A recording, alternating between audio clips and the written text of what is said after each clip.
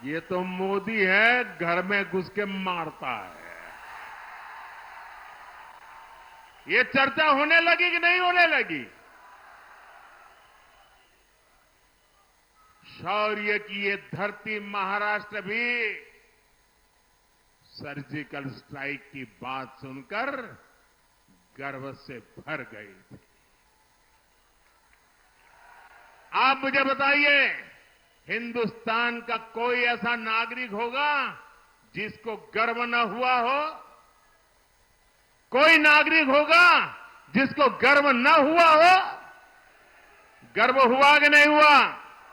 हर किसी को गर्व हुआ कि नहीं हुआ? साथियों, एनडीए सरकार सबका साथ, सबका विकास के मंत्र पर काम करती है। कोई भी जाति हो, कोई भी पंथ हो, हमारी सरकार सबके लिए काम करती है।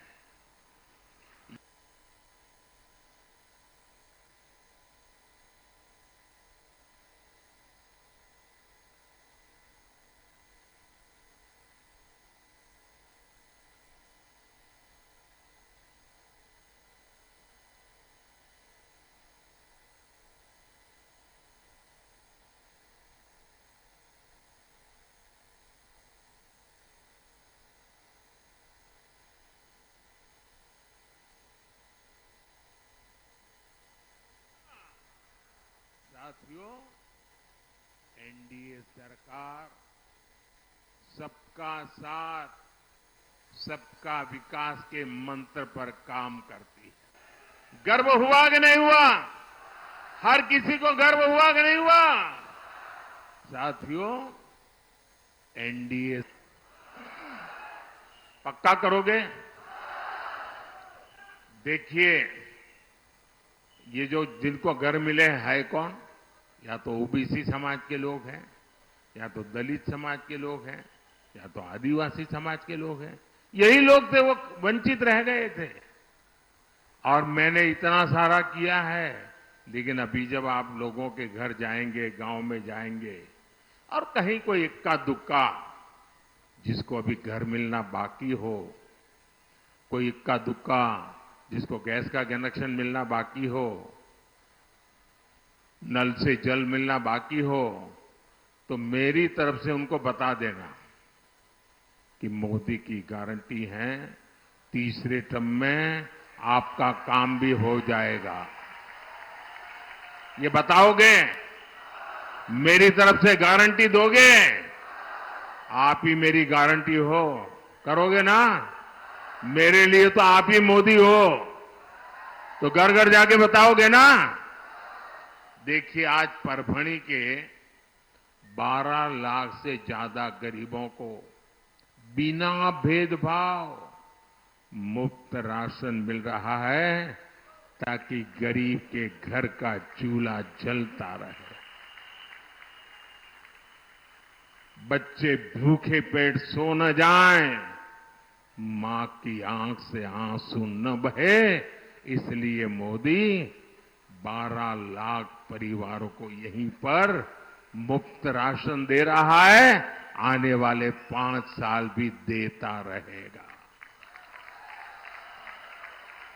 आज परभणी में 17 जन औषधि केंद्रों में बिना भेदभाव सभी को 80% डिस्काउंट, 80% छूट पर दवा मिल रही है।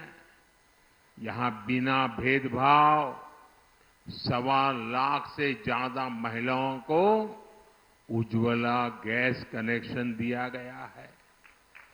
परभणी में आज 75% से ज्यादा घरों में नल से जल आने लगा है। इतना ही नहीं, एनडीए सरकार ने परभणी के 9 लाख से ज्यादा पशुओं को मुफ्त टीका भी लगाया है। कोई भी सरकार ऐसे तभी काम करती है जब वो गरीबों के प्रति संवेदनशील हो, सबकी चिंता करती हो। मैंने गरीबी की जिंदगी को जी है। मैं भी आप ही की तरह पिछड़े परिवार में से आ रहा हूं, इसलिए गरीब का दुख भली भांति समझता हूं और इसलिए मैंने तय किया, जो मैंने सहा वो देश के किसी गरीब को नहीं सहना पड़े।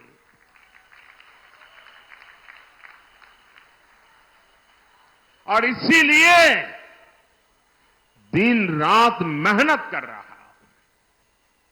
भाई और बहनों, मराठावाड़ का ये पूरा क्षेत्र खेती किसानी वाला है। यहां का ब्लैक कॉटन, सोयाबीन, ज्वार बाजरा आपकी कमाई का बड़ा साधन है। लेकिन इस उपज को लेकर कांग्रेस और इंडी अघाड़ी वालों ने कभी आपकी परेशानी नहीं समझी। इस क्षेत्र में सबसे बड़ी चुनौती है सिंचाई की। एनडीए की पिछली सरकार में जहां जलयुक्त शिवार योजना शुरू हुई थी, मराठवाड़ वोटर ग्रिड योजना शुरू हुई थी, लेकिन इंडी अघाड़ी वालों को आपसे इतनी दुश्मनी है कि इन दोनों योजनाओं को रोक दिया। अब भाई एकनाथ शिंदे जी, देवेंद्र फडणवीस जी और अजित पवार जी की टीम इस क्षेत्र में सिंचाई परियोजनाओं को तेजी से पूरा करवा रही है। परभणी के सेलू तालुका में लोअर दूधना प्रोजेक्ट पूरा हो गया है। साथियों, यहां के किसानों की एक बड़ी चुनौती मौसम की मार भी रही है। पहले की सरकारों के समय किसानों को फसल बीमा की रकम मिलना असंभव था, लेकिन एनडीए सरकार ने सिर्फ एक जिले परभणी में ही किसानों को फसल बीमा के 1,500 करोड़ रुपए दिए हैं। हमारी सरकार जो ऑयल सीड मिशन शुरू करने जा रही है, उससे यहां सोयाबीन की खेती करने वाले किसानों को बहुत लाभ होगा। परभणी अब देश के खाद्य तेल में आत्मनिर्भर भारत बनाने में बहुत बड़ी मदद करेगा। परभणी के लाखों किसानों को भाजपा सरकार ने पीएम किसान सम्मान निधि के 850 करोड़ रुपए भी दिए हैं, और जो राज्य सरकार दे रही है वो अलग। अमरावती में बनने वाले टेक्सटाइल पार्क का भी यहां के कॉटन उत्पादक किसानों को बहुत फायदा होगा। साथियों, मोटे अनाज, श्री अन्न को, पौष्टिक तत्वों को ध्यान में रखकर हमारी सरकार बड़े पैमाने पर श्री अन्न को बढ़ावा दे रही है। सुपर फूड है, हम दुनिया में पहुंचा रहे हैं। आपके यहां का ज्वार बाजरा केवल महाराष्ट्र और देश को ही नहीं, बल्कि पूरी दुनिया को पौष्टिक लाभ देगा। साथियों, मोदी के लिए आपके सपने ही मेरे संकल्प है। इसलिए हम समस्याओं के समाधान के लिए ठोस काम करते हैं, ठोस काम में भरोसा करते हैं और ठोस काम को पूरा करने के लिए मेहनत करते हैं। हमारा मराठावाड़ खुद इसका सबसे बड़ा उदाहरण है। हमने क्षेत्र के लिए आधुनिक इंफ्रास्ट्रक्चर पर फोकस किया। परभणी में 5 अमृत स्टेशनों का विकास हो, मड़मान नांदेड़ रेल लाइन के परभणी सेक्शन का दोहरीकरण और इलेक्ट्रिफिकेशन हो, बाला साहब ठाकरे समृद्धि महामार्ग हो या फिर शक्तिपीठ एक्सप्रेस वे हो, ये इंफ्रास्ट्रक्चर आज परभणी और मराठवाड़ की तस्वीर बदल रहे हैं। जालना में 250 एकड़ के ड्राई पोर्ट का निर्माण भी हो रहा है। इससे भी इस पूरे क्षेत्र के किसानों को लाभ होगा। साथियों, एनडीए सरकार के अगले 5 वर्षों के लिए हमारी पार्टी ने अपना संकल्प पत्र जारी किया है। ये संकल्प पत्र मोदी का गारंटी कार्ड है। अगले 5 वर्षों के लिए मोदी की गारंटी है कि हम देश में गरीबों के लिए 3 करोड़ नए घर बनाएंगे। अगले 5 वर्ष के लिए अब हम देखते हैं कि आजकल हर परिवार में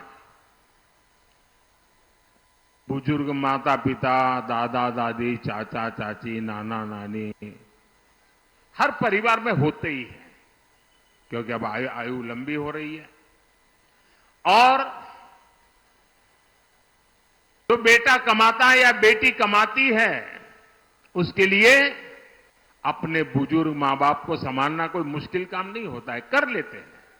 लेकिन अगर कोई बीमारी आ गई तो फिर परिवार में सबके लिए दिक्कत होती है कि अब पैसा बुजुर्गों के लिए कितना खर्चा करें, बच्चों के लिए खर्चा कितना करें।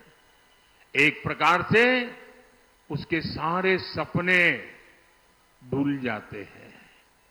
और इसलिए मोदी ने तय किया कि मेरे सभी परिवार के जो लोग रोजी रोटी कमाने के लिए मेहनत करते हैं, उनका बोझ मैं कैसे कम करूं।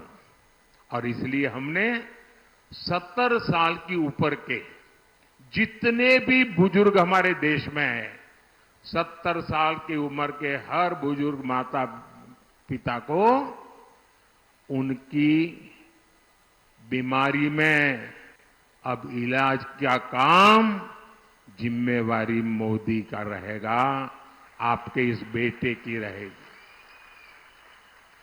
70 साल से ऊपर के हर किसी को आयुष्मान योजना का लाभ मिलेगा। हम मुद्रा योजना के तहत अब युवाओं को 20 लाख रुपए तक की मदद देंगे। एनडीए सरकार अगले 5 वर्षों में 3 करोड़ महिलाओं को लखपति दीदी बनाने के लिए काम करेगी। और इन सारे प्रयासों को हमारी जो महाराष्ट्र की त्रिपुटी है, शिंदे जी, फडणवीस जी, अजित पवार जी, उनकी सरकार और तेजी से आगे बढ़ाएगी। साथियों, विकसित भारत, विकसित महाराष्ट्र के बीच आपको इंडी अघाड़ी से बहुत सतर्क रहना है। कांग्रेस एक ऐसी बेल है जिसकी अपनी न कोई जड़ है न जमीन है, और इसे जो सहारा देता है ये उसे ही सुखा देती है। आजादी के समय कांग्रेस ने देश का विभाजन करवा दिया। आजादी के बाद कश्मीर की समस्या खड़ी कर दी। कांग्रेस ने 370 के बहाने बाबा साहब का संविधान कश्मीर में लागू नहीं होने दिया। वहां के दलितों को इतने सालों तक अधिकार ही नहीं मिलने दिए। महाराष्ट्र में इंडी अघाड़ी वालों ने जब तक सरकार चलाई, इन्होंने ये लगने ही नहीं दिया कि निजामों का कब्जा चला गया है। रजाकारों की मानसिकता यहां हावी थी। हाँ, इन लोगों ने महाराष्ट्र और मराठवाड़ का विकास तो नहीं होने दिया, लेकिन कांग्रेस और नकली शिवसेना की पिछली सरकार याकूब मेनन की कब्र संवारने में व्यस्त थी। अब बताइए, उनके लिए प्रायोरिटी थी याकूब मेनन की कब्र। भाई और बहनों, श्री महाराज पांचलेगांवकर जैसे संतों की धरती है जिन्होंने सन्यासी होकर भी निजामों के विरुद्ध में संघर्ष का नेतृत्व किया था। परभणी हमारे बाला साहब ठाकरे से प्रेरणा लेने वाली धरती है। मैं आपसे पूछना चाहता हूं, रजाकारों की मानसिकता को क्या हमारी परभणी में स्थान मिलना चाहिए? क्या मिलना चाहिए? क्या पालघर के साधुओं की हत्या का मजाक उड़ाने वालों को महाराष्ट्र में कोई ठिकाना मिलना चाहिए? क्या साथियों, कांग्रेस और उसके दोस्तों को भारत की हर विरासत से चीड़ है। कांग्रेसी सरकारें तो आजादी के बाद भी सेनाओं में अंग्रेजी निशानों को ढो रही थी। हमारी नौसेना के झंडे पर अब तक अंग्रेजों का प्रतीक चिन्ह था, हमने उसे हटाया। इतना ही नहीं, हमने नौसेना के झंडे पर छत्रपति शिवाजी महाराज का निशान लगाकर नेवी को नई पहचान दी है। नेवी के अधिकारी जो एपोलेट पहनते हैं उसमें भी अब छत्रपति शिवाजी महाराज की विरासत की झलक दिखती है। कुछ महीने पहले ही हमने नौसेना दिवस मनाने की परंपरा को भी बदला।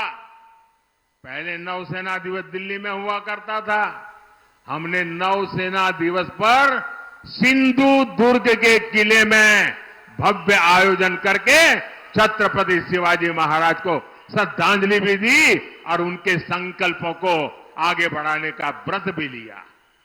लेकिन जब हम छत्रपति शिवाजी के सम्मान में कुछ करते हैं तो ये लोग उसका भी विरोध करते हैं। साथियों, विकसित भारत, विकसित महाराष्ट्र के संकल्पों के लिए महाराष्ट्र के हर सीट पर एनडीए गठबंधन को आपका आशीर्वाद चाहिए। मैं आपके आशीर्वाद मांगने के लिए आया हूं। आने वाली 26 अप्रैल को आपको परभणी लोकसभा से एनडीए के उम्मीदवार माजल लानभाऊ, महादेव जानकर, उनको विजयी बनाना है। और ये है वो पार्लियामेंट में आकर के